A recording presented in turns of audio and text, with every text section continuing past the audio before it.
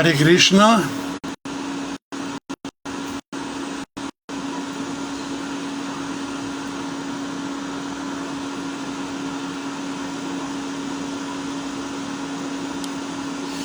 Hare Krishna, reverências, glória de Prabhupada.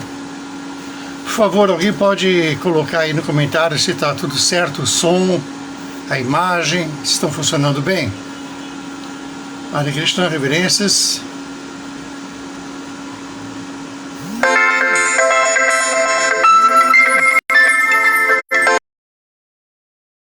Krishna, reverências.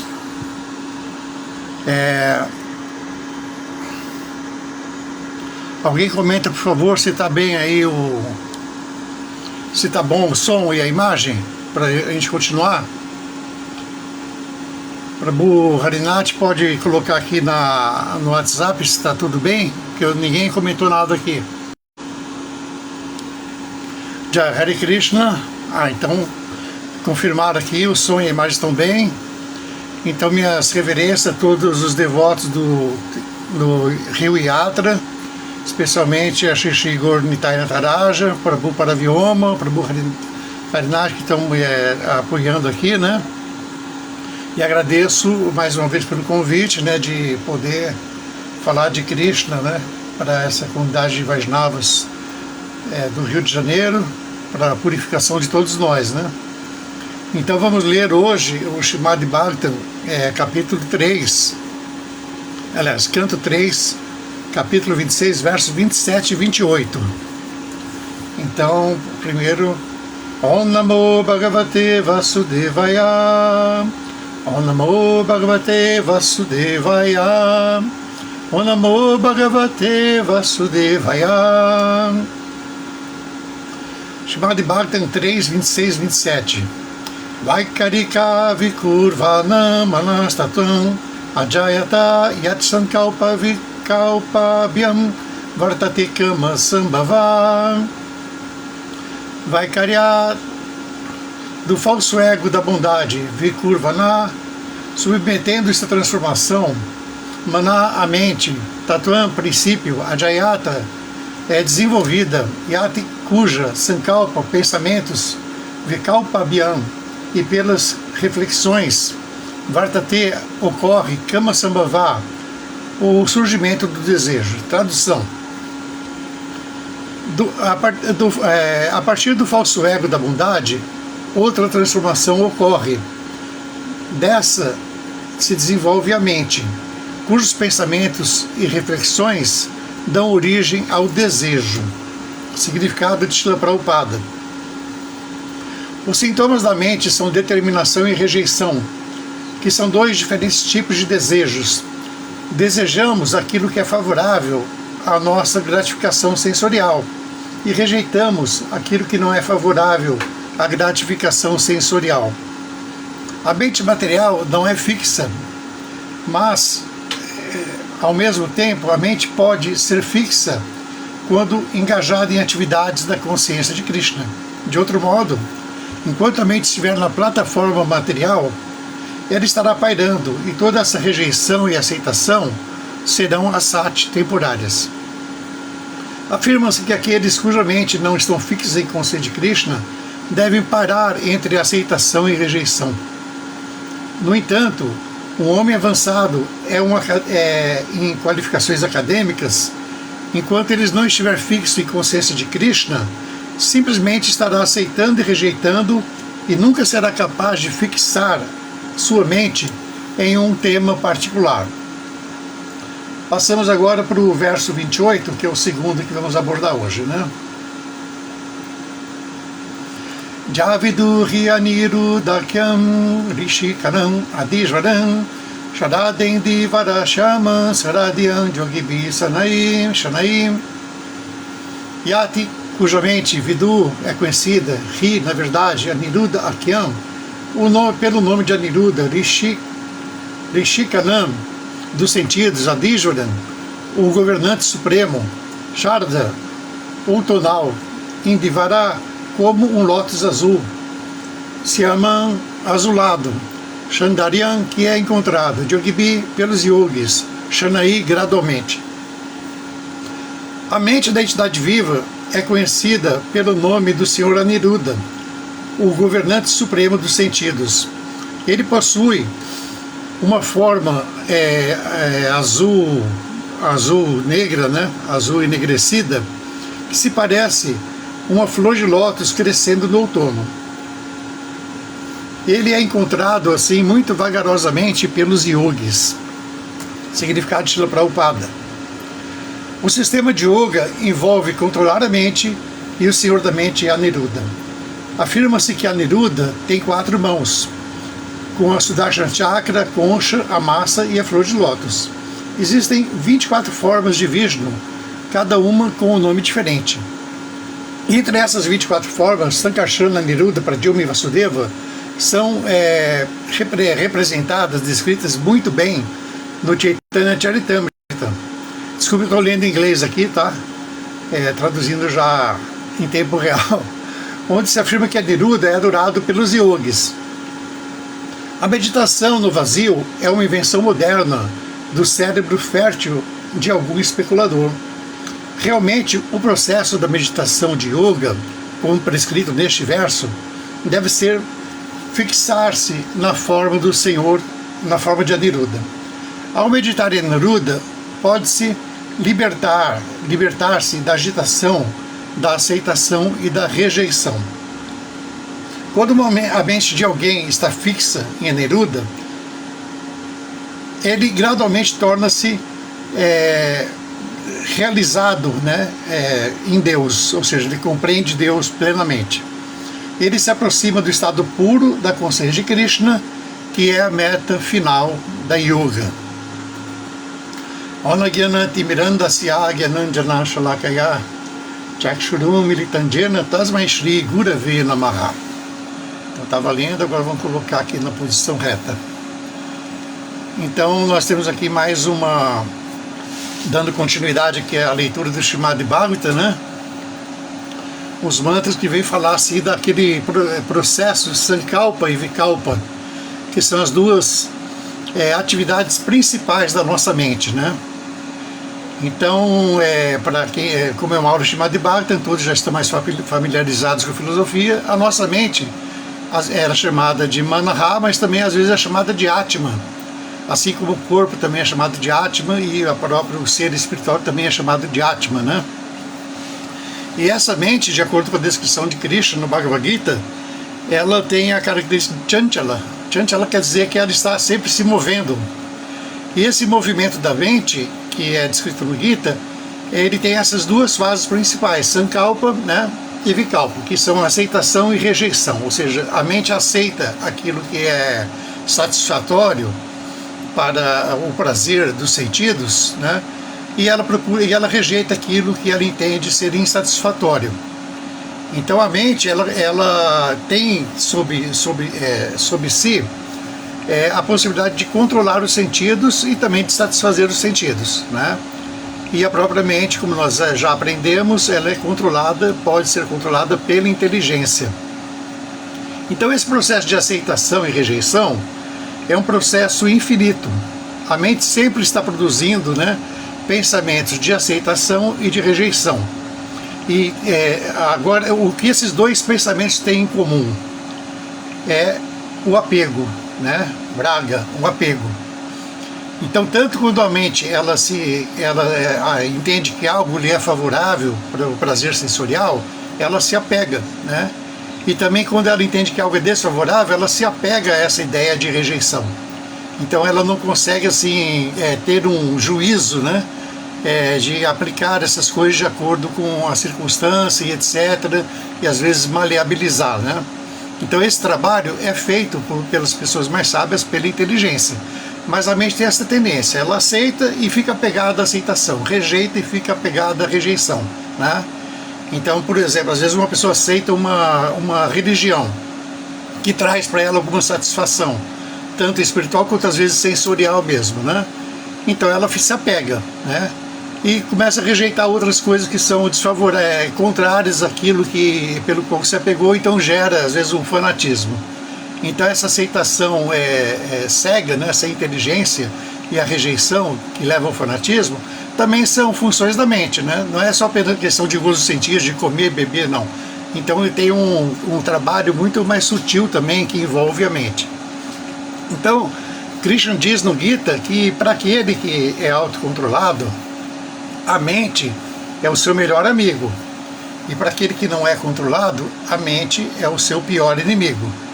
Então o que nós devemos fazer? Transformar a nossa mente, que em geral, dentro do mundo material, ela está numa posição inamistosa, porque ela apenas está nos conduzindo, né, para o gozo dos sentidos, tornando-se assim inimiga, né, da autorrealização, fazer com que ela se converta em nossa amiga.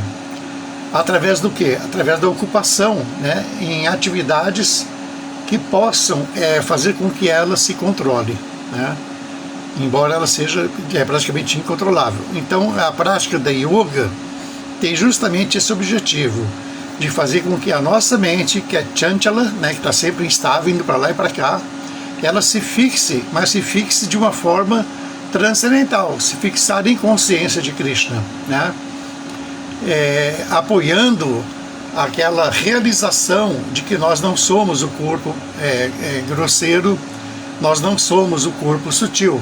Deixa eu só dar uma ajeitadinha aqui no meu Wi-Fi, e acho que está bom, melhorou. Conexão lenta, fui tentar fazer um ajuste ali. Então, como eu ia dizendo, esse processo da consciência de Krishna se destina, né, a fixar a nossa mente numa posição transcendental.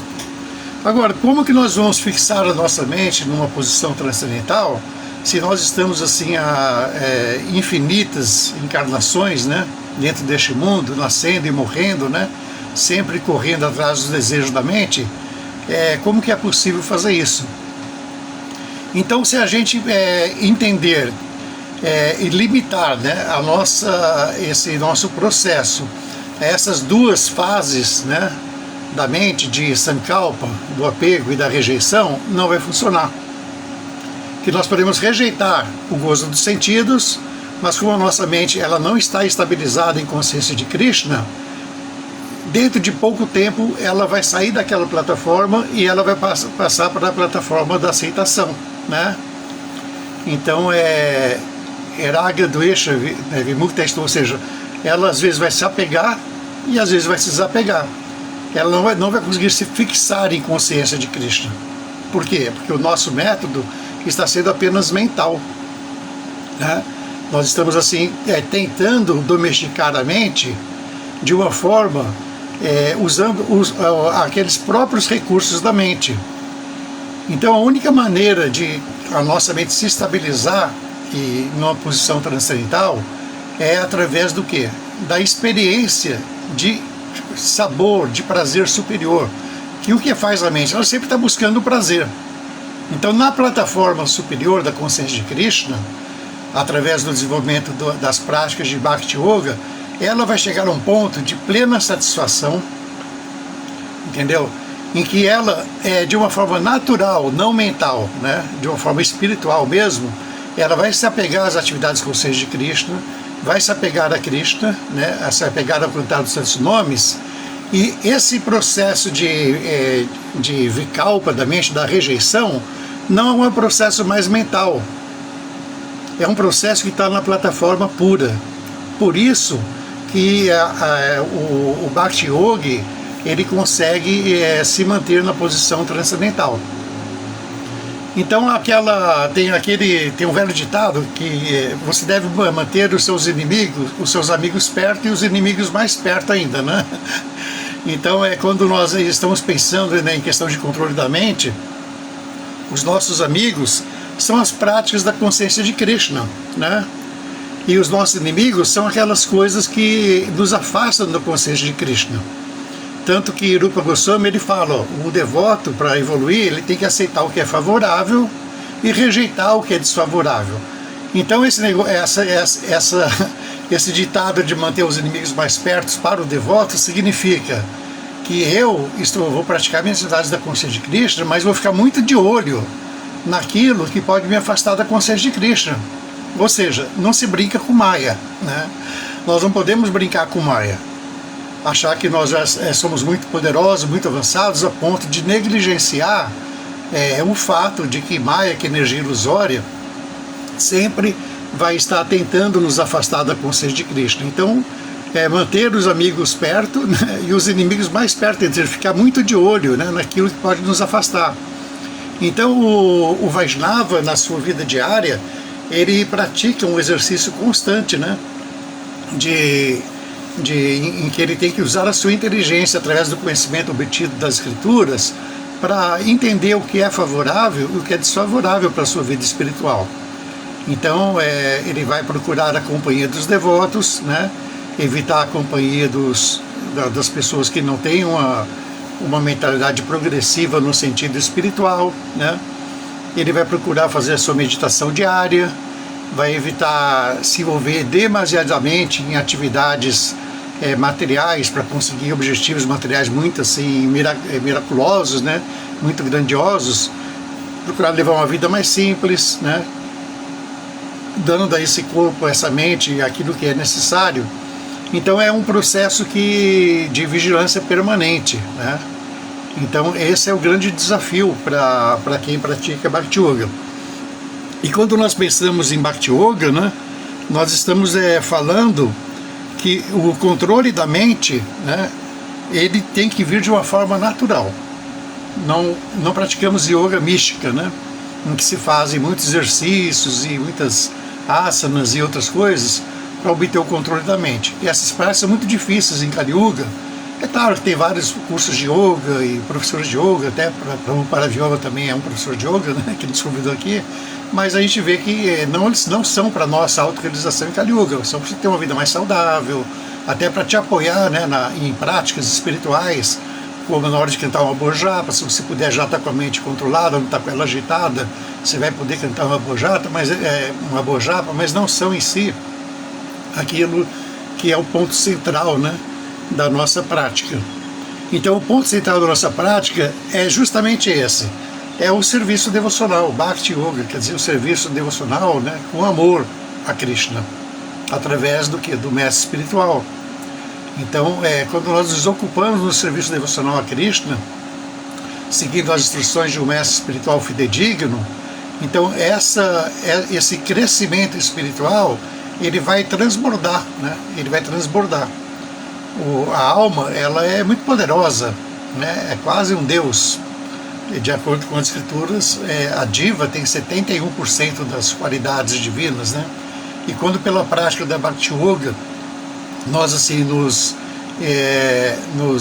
inebriamos, né? Nos enchemos de consciência de Krishna espiritualmente, isso vai afetar a nossa inteligência, vai afetar a nossa mente, o nosso corpo, né?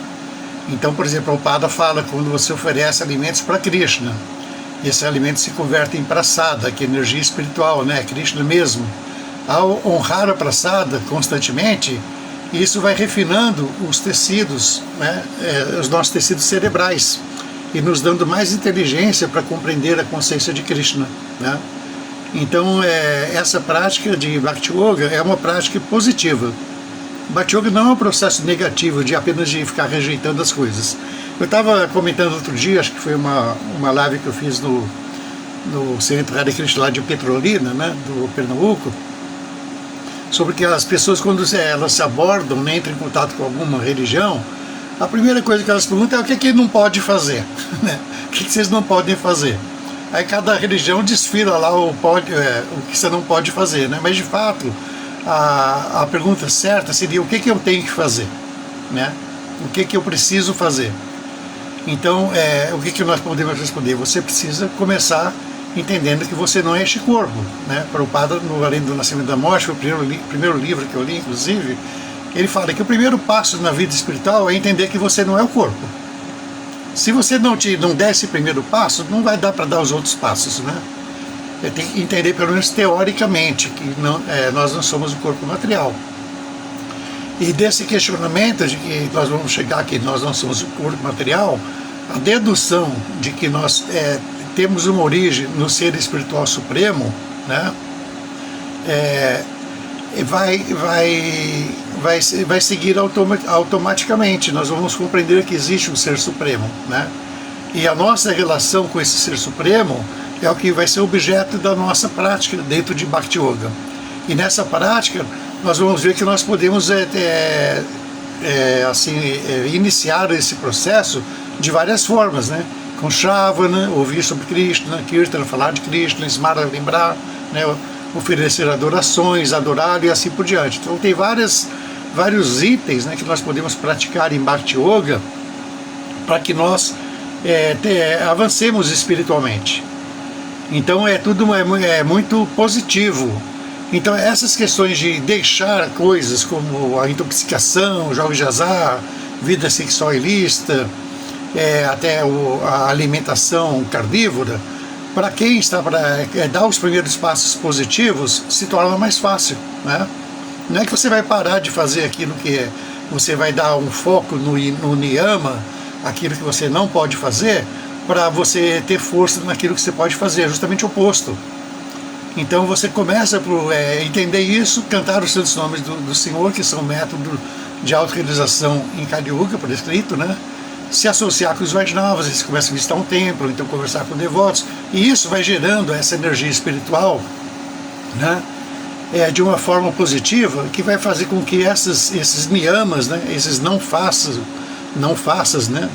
Que também nós temos no processo de Bhakti Yoga, ele se torna uma coisa assim, simples e fácil, né?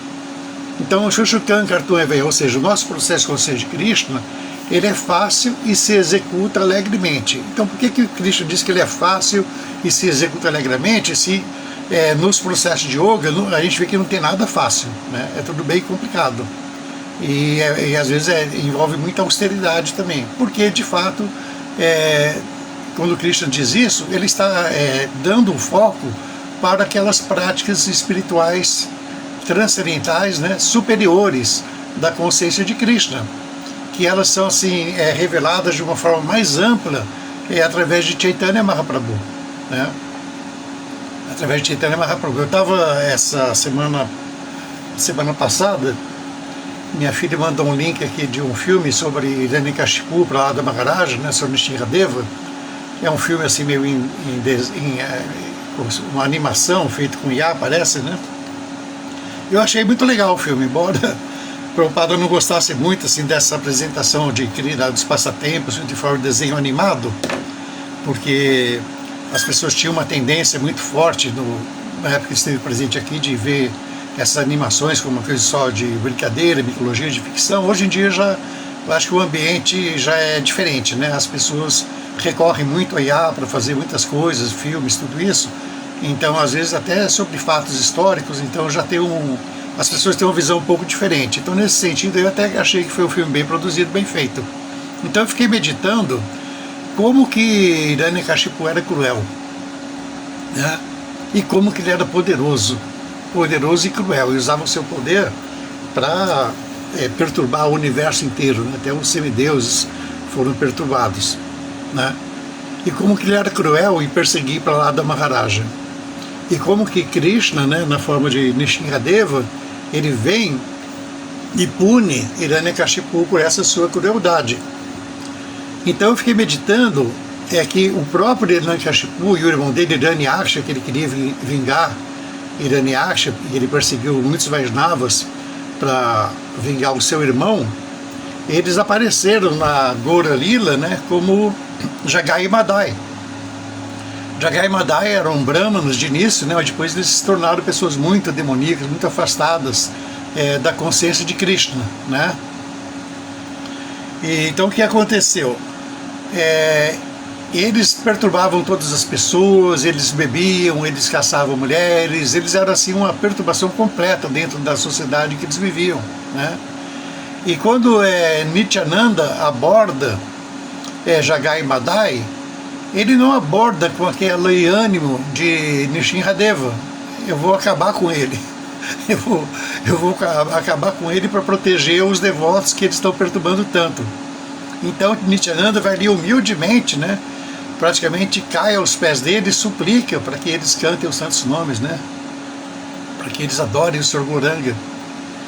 E Jagai Madai sendo tão demoníacos, mesmo vendo assim, o Sr. Nityananda tão humildemente, tão docemente, né, pedindo aquilo, eles agridem, né? Agridem o Sr. Nityananda. E quando eles agridem o Sr. Nityananda, o Sr. Chaitanya, quando sabe disso, ele vem assim, imediatamente com a Sudarshan Chakra pronto para fazer o que Nishiradeva fez. Mas nesse momento, então, Nityananda cai aos pés de Gauranga e fala, não, espera um pouquinho, a sua missão agora não é matar os demônios, mas é tirá-los da vida demoníaca, né? Dando a sua misericórdia. Então, quando Nityananda faz isso, o Sr. Chaitanya imediatamente ele para, e aquele espírito demoníaco que havia no coração de Jagai Madai, ao ver Nityananda tomando o partido deles, sendo um advogado deles, né, eles realmente se tocam, e aquela essência original de serem Vaishnavas, né, que havia nos porteiros de Vaikuntha, né, Jaya e Vijaya, reaparece pela grande graça, né, pela grande misericórdia do Senhor Nityananda. Então nós vemos como que nessa Gaura Lila, né, essa realização de que a consciência de Krishna é uma coisa fácil, alegre, ela se torna mais possível. Porque o Sr. Nityananda, ele quando saía para pregar, ele não ficava assim, falando, não faz isso, não faz aquilo, ele apenas pedia para as pessoas, ele suplicava para as pessoas para cantarem os santos nomes do Senhor. Esse era o pedido dele, né? Porque plenamente consciente que no canto dos santos nomes, Nidya Sarva Shakti, ou seja, todas as energias transcendentais, né? Todas as ferramentas necessárias para a realização espiritual de alguém estão presentes ali, né? Porque é o contato direto com Krishna, com a consciência de Krishna. Então nessa Kali Yuga nós temos a oportunidade assim muito fácil, né, acessível, de realizar esse Shushukan Kartum Avyayam, que é a consciência de Krishna, é fácil e se executa alegremente. Não tem muita dificuldade em cantar os santos nomes, é uma coisa simples, né? É até agradável, né? Essa junção assim dos nomes é feita de uma maneira muito harmoniosa e assim que se adapta muito, né? Agrada a nossa mente, e também a associação com os Vaishnavas quase sempre é muito saborosa, agradável também. A praçada é muito transcendental, é uma das preferências mundiais, né?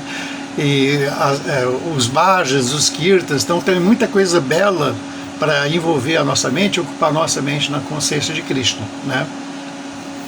Então essa é a mensagem que nós vemos aqui nesses versos do Srimad Bhagavatam, né?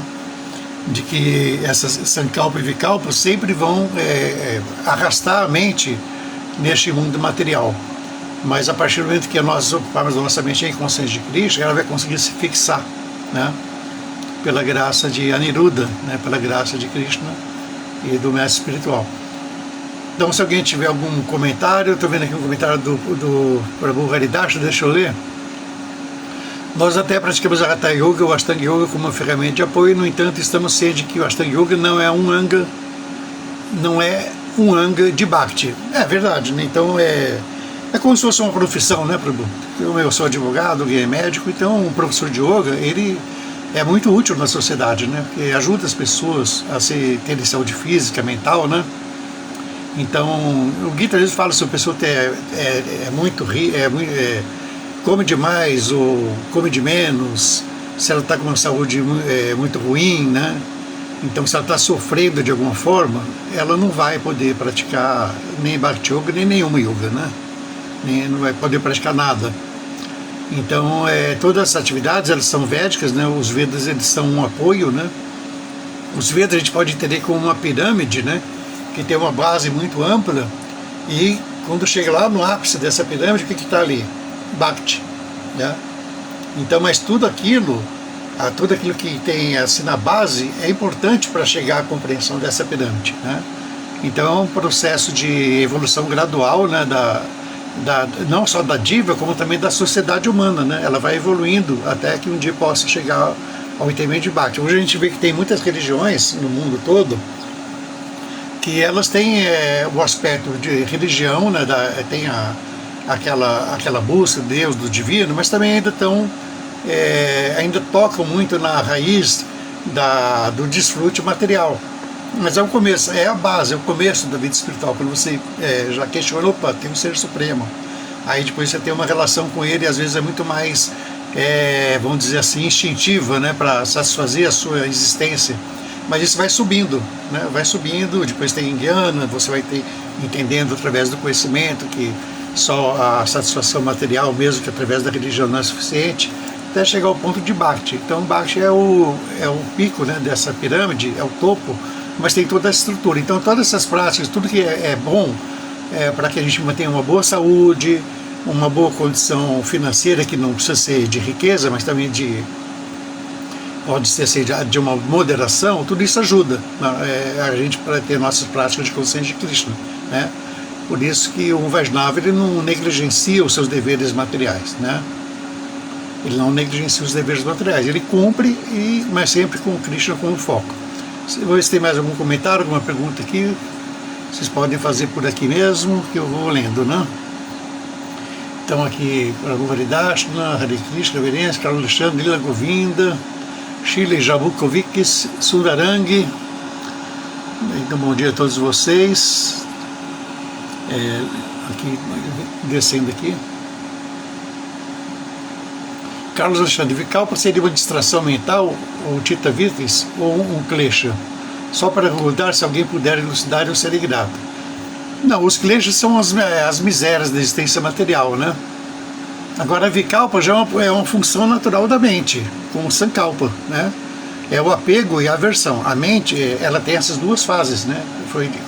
A gente viu aqui nos versos do Srimad Bhagavatam, tá? Então elas são fases naturais da mente. A mente sempre trabalha assim com essas duas funções, né? Aceitar e rejeitar, aceitar e rejeitar, aceitar e rejeitar. Até o momento que você aceita a consciência de Cristo e a prática de Bhakti Yoga, nesse momento o Vikalpa naturalmente ele se torna assim, vamos dizer a palavra, eu falei naturalmente, se torna natural, vamos dizer assim, se torna uma coisa cômoda, né? Então você se desapega da vida material, do mundo material, de uma forma não assim sacrificada, né? Que você está fazendo uma grande austeridade, né? Às vezes as pessoas elas têm um engano muito grande de que se eu, para ser consciente de Krishna, eu tenho que fazer um monte de austeridade, ficar sofrendo, entendeu? E eu não posso ter nenhum tipo de satisfação mental ou física, não é bem assim, entendeu? Não é bem assim, ninguém aguenta, né? Ninguém aguenta. Então, às vezes, você pode até agradar um pouco a sua mente, né? Tá com vontade de comer uma coisa gostosa, prepara uma boa oferta para Krishna e honra, né? Então, a gente tem que dar um pouco de prazer para a nossa mente também, né? Mas quando nós damos o prazer para a nossa mente em consciência de Krishna, isso tem um grande benefício, né? Então, às vezes, um devoto ele pode estar fazendo celibato e ele fica pensando mais em não fazer sexo do que se ele fosse uma pessoa que fizesse sexo o tempo todo, que ele está com aquilo na mente o tempo todo, mas ele está se restringindo. Então, para quê? Melhor que ele se case e tenha uma vida controlada, né? Ele vai ter essa prática sexual de uma forma controlada para que ele possa evoluir em consciência de Krishna. Então, às vezes, a gente tem que fazer um acordo com a nossa mente, né? Então o Prabhupada também ele falava, quando você tem um inimigo, nem sempre você tem que já partir com uma vara para cima dele, né? Às vezes você dá uma posição para ele, dá um cargo. Então quando a nossa mente perturba muito, às vezes é uma boa prática, né? Você dá um agrado para ela, mas mantém sob controle, não deixar que ela puxe a corda, né? Usando a inteligência. Então se a pessoa fica muito apegada a não fazer alguma coisa, ela também, de uma certa forma, ela está com um apego àquela coisa que ela pretende se desapegar. Como aquela história bem clássica e conhecida, né, do Sadhu, que estava com seu discípulo na beira de um rio, né, aí uma jovenzinha que estava com medo, queria atravessar também, precisava atravessar, então esse Sadhu, que já era um senhor, né, coloca essa jovenzinha no ombro e carrega ela até a margem, né. Aí depois, quando passam assim, alguns quilômetros à frente, o discípulo, que era um jovem, né, pergunta: mestre, tá, o senhor é um mestre muito renunciado, tudo isso, então como que o senhor colocou aquela jovem no seu ombro, né? Aí então ele responde: ó, eu coloquei aquela jovem no ombro para ajudá-la, e eu deixei ela lá na margem, mas você está com ela na mente até agora. Então é bem assim, né?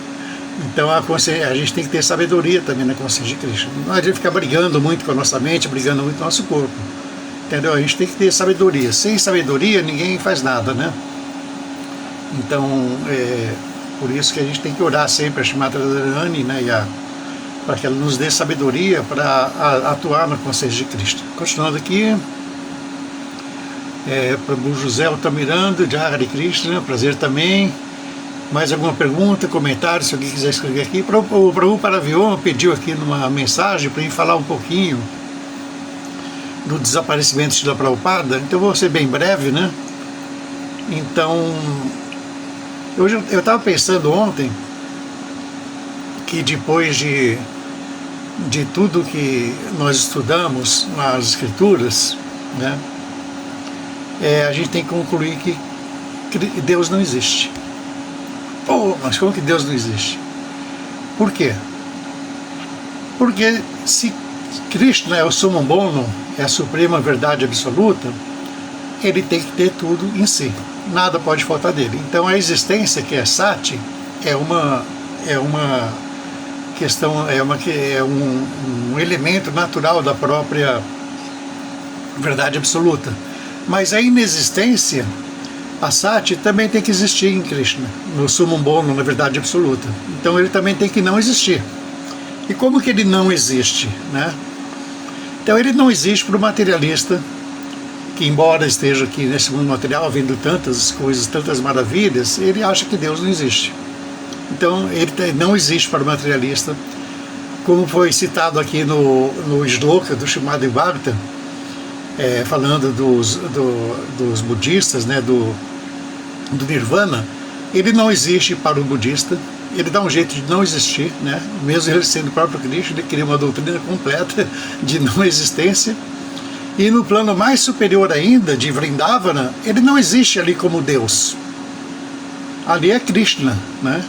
Ali é Krishna, é o amigo, é o irmão, é o pai, é o filho, e né, às vezes até o amo, mas ninguém está vendo ali ele como Krishna, né? Então Krishna, ele também tem esse aspecto de não existência. Então quando o Prabhupada ele deixa esse mundo, deixa essa sua presença física, ele passa para nós, num certo sentido, a um plano de não existência, mas apenas de não existência relativa à sua associação física. Mas ele mantém a sua existência através da sua energia, que é a sua instrução, né? Então, mesmo para o materialista que entende que Deus não exista, a energia de Deus está aí presente para o materialista também. O materialista ele vê o sol nascer, se ele se esforça para alcançar algum objetivo, ele consegue, né? Pela sua vontade, pelo seu trabalho, seu esforço, né? Então, Krishna dá os meios até para que ele faça isso. Então, a gente pode dizer que Krishna, nesse sentido, ele não existe para o materialista, mas ele também existe porque ele está cercando esse materialista de todas as suas energias. E qual é a energia que Prabhupada, né, quando ele faz essa passagem para a não existência nesse plano, que ele nos deixa? São as instruções dele. Então, o desaparecimento de Srila Prabhupada é o momento no qual ele deixa, né, um estado, né, de relacionamento conosco, em que ele está presente para tirar uma dúvida, tudo isso, e passa para um estado de não presença física, no qual nós precisamos aguçar ainda mais, né, e perceber mais a sua presença espiritual, a sua energia, que é através da sua instrução, né? Então, o desaparecimento de Prabhupada é um momento muito sublime em que ele nos obriga, né, a evoluir na consciência de Krishna de uma forma mais profunda, né, a entendê-lo de uma forma mais profunda. Porque quando você está com o Guru pessoalmente, as coisas às vezes se tornam até um pouco superficiais, né? E às vezes até negligentes, né? Prabhupada falava que familiaridade gera negligência, né? É um ditado americano que ele repetia muito, né? Então, mas quando você passa para esse serviço devocional em separação, devido ao desaparecimento do mestre espiritual, né? E é obrigado realmente a manter a associação através da instrução, se tem a grande oportunidade de avançar muito mais na consciência de Cristo. Então, quando o Prabhupada deixa esse plano, né, quando o Guru deixa esse plano, ele está simplesmente nos dando uma chance de aprofundar a nossa consciência de Cristo e aprofundar a nossa relação com o mestre espiritual, né? Então, em poucas palavras, é mais ou menos isso. Então, deixa eu ver aqui, tem mais um comentário. Muito prazer. Lila Govina Das, todos nós somos qualificados para servir Cristo em Kali Yuga? Sim. Todos somos desqualificados, mas pela graça do Guru e Krishna, nós podemos servi-lo. Porque qualificação nós não temos, né? Em Kali Yuga, as pessoas são briguentas, azarentas, preguiçosas, né? Então, só tem más qualidades. No entanto, né? Pelo simples canto dos nomes dos santos nomes de Krishna, como está no Srimad Bhagavatam, né? Nós podemos assim servir a Cristo, ter a oportunidade de servir a Cristo através da graça do mestre espiritual. Mas nós não temos qualificação, ninguém tem qualificação para servir a Krishna, né? Mesmo Shrimati Radharani, que é a maior de todas as servas de Krishna, ela se sente desqualificada. Então, como que alguém aqui nesse mundo material, né, pode achar que é qualificado para a consciência de Krishna? Não, a gente não tem qualificação nenhuma. Então, a nossa qualificação, ela vem da graça de Krishna, né? A graça de Krishna que vai nos qualificar. Então, o Krishna, através do mestre espiritual, ele aceita misericordiosamente, né, o nosso serviço, embora nós sejamos desqualificados. Então, por isso que o Guru é tão importante na nossa vida, né? Que nós não poderíamos servir a Krishna diretamente. Nós não temos qualificação. O mestre espiritual devoto puro, ele tem a qualificação, embora ele sinta que ele não tem, ele tem.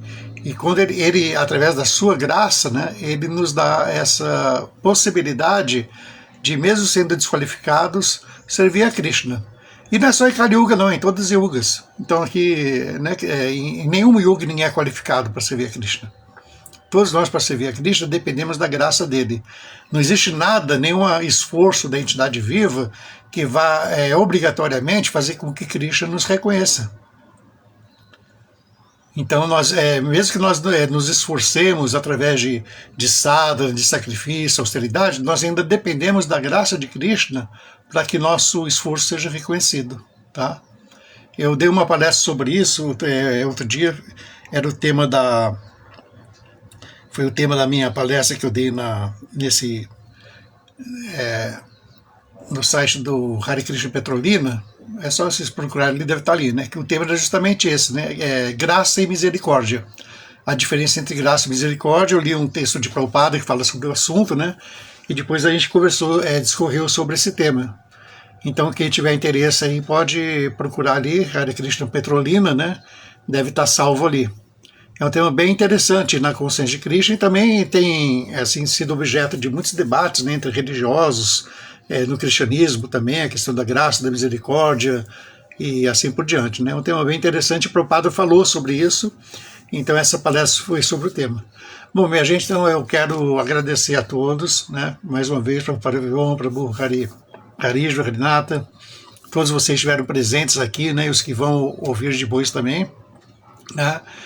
E esperar que brevemente eu possa, faz tempo que eu não vou ao Rio de Janeiro, né? Eu já vivi 10 anos aí no Rio de Janeiro, frequentava bastante o templo, né?